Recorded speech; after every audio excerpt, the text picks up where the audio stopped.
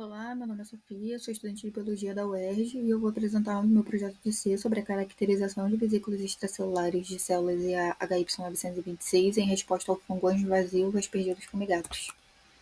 que é um fungo oportunista e o principal agente etiológico da aspergilose invasiva, que é uma doença pulmonar que acomete principalmente pacientes neutropênicos. Essa doença ela se desenvolve pela inalação dos conídeos, que no tecido pulmonar eles germinam em hifas, e essas hifas, no processo de angioinvasão, elas ativam células endoteliais e estimulam a secreção de vesículas extracelulares endoteliais, que são as VEs.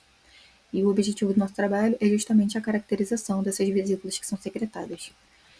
Então, mantivemos as células EAHY926 no meio de MEM puro, suplementado apenas com antibiótico, e desafiamos essas células com a cepa selvagem, a F293. Incubamos por 16 horas a 37 graus, e ao final do tempo de incubação fizemos um monitoramento celular por microscopia óptica para avaliar a viabilidade celular. Depois recolhemos o meio condicionado e ultracentrifugamos a 100 mil Gs por 4 horas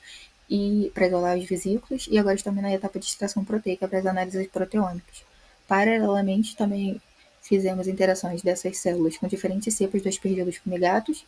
em meio DMEM suplementado com soro fetal bovino depletado, centrifugamos nas mesmas condições e fizemos a inspeção visual dos tubos após a ultracentrifugação para avaliar se tinha formação de algum tipo de pellet. E depois usamos essas amostras no Zetavil para as análises quantitativas e qualitativas. Também incubamos vesículas extracelulares com diferentes cepas do Aspergillus fumigatus por 25 horas a 36 graus e meio para verificar se essas vesículas têm alguma influência sobre a germinação e o crescimento do fungo. Na microscopia óptica, nós podemos ver que as células do grupo controle mantiveram viáveis e preservaram sua morfologia, enquanto as células que foram desafiadas com o fungo, elas apresentavam características compatíveis à estresse celular, que pode estar relacionado à interação com o fungo. Nas análises que fizemos no Zetavil, vimos que as interações que usamos a cepa UGM1 foi a que teve a maior concentração de partículas em relação ao grupo controle e às demais cepas, e isso pode estar associado a uma maior quantidade de galactosamina galactana na parede celular desse fungo, que pode ter estimulado uma maior concentração de partículas. O tamanho das partículas entre as cepas foi semelhante, entre 100 e 110 nanômetros, e o controle ultrapassou ligeiramente 125 nanômetros, mas, de forma geral, as partículas tiveram tamanhos similares, e então concluímos que a mutação no gene UGM1 e GT4C não alterou o tamanho das VEs, indicando que as alterações na parede celular dessas cepas elas não influenciam a natureza física das partículas secretadas. A interação com o GM1 também teve a maior concentração de partículas por todo o espectro de tamanho, tendo um pico em 100 nanômetros, enquanto o grupo controle e as demais cepas elas tiveram resultado semelhante entre si,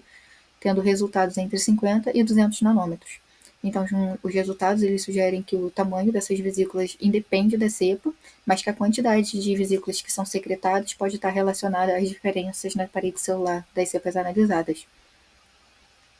Ao final do tempo de incubação das vesículas com as diferentes cepas, nós registramos e vimos que todos os fungos, independente das cepas, germinaram e cresceram normalmente. Então, os resultados eles apontam para que essas vesículas elas não têm influência sobre a germinação e sobre o crescimento do fungo. Como conclusão, nós temos que as células EA-HY926 elas mantiveram tanto a viabilidade como preservaram a morfologia celular, mesmo na ausência do soro fetal bovino, confirmando que a incubação sem soro não compromete a integridade celular. Que a cepa UGM1 ela se destacou por estimular uma maior concentração dessas vesículas, o que está possivelmente associado à superexpressão de GAG, reforçando seu papel como fator de virulência, e que as vesículas endoteliais elas não interferiram no crescimento das diferentes cepas de Aspergillus fumigatus nas condições experimentais avaliadas. O próximo passo também é usar dessas vesículas extracelulares para fazer interação com cultura de monócitos, para ver se essas vesículas elas têm alguma influência sobre a ativação dos monócitos. Obrigada.